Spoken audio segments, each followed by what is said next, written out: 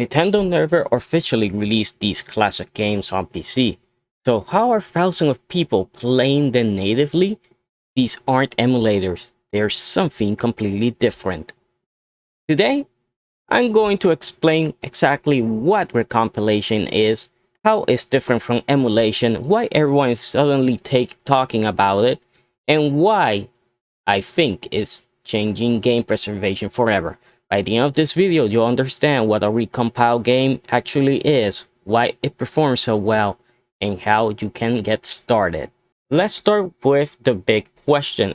A recompiled game is not an emulator. Instead of pretending to be the original console, developers translate the original game machine code into code that your PC can execute natively. Think of it like translating a book into another language. The story stays the same, but now you can read it naturally instead of needing someone to interpret it every sentence as you go.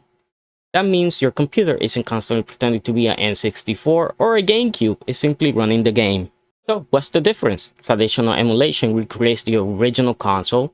Every instruction the game sends has to be interpreted or translated while you're playing.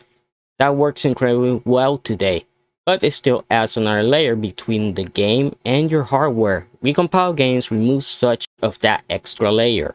Ultra-wide support, high frame rates, native mouse and keyboard control, better controller support, higher resolution, modern graphics API, lower input latency, easier modding. That's why these projects often feel like proper PC releases instead of games running inside an emulator. For years, recompilation wasn't practical. The tools didn't exist.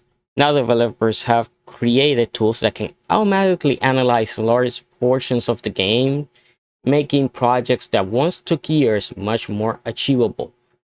Open source collaboration has accelerated the development and the process.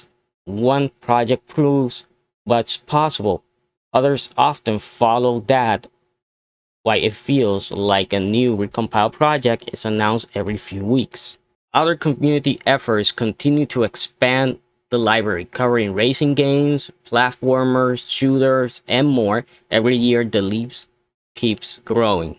Simple legal disclaimer graphic. That's probably the question I get asked the most. In short answer is yes. Recompilation itself is legal. However, most projects require you to provide your own legally obtained copy of the game, and laws can vary depending on where you live. The tools themselves generally do not include Nintendo's copyright game assets. Always check the documentation for specific projects and make sure you comply with the laws in your region. Getting started is easier than most people think. First, find the project you're interested in, read the documentation carefully. Most projects explain exactly which game version is required and how to prepare the files. After that, the setup process is usually straightforward and many projects include detailed installation guides. If the last couple years have taught us anything, it's that recompilation isn't slowing down. We're seeing better tools, more developers, and more ambitious projects every month. Games people thought would never receive native PC versions are suddenly becoming possible. It's an exciting time for game preservation, for modding communities, and for players who want to experience classic games with modern hardware. So that's the basic of recompilation games. If you're been wondering why everyone is talking about these projects, hopefully this video answered those questions. I'd love to know which recompilation project you're most excited about, or which classic game you'd love to see brought to PC next. And if you want to keep up with every new recompilation project as it happens, that's exactly what this channel is all about.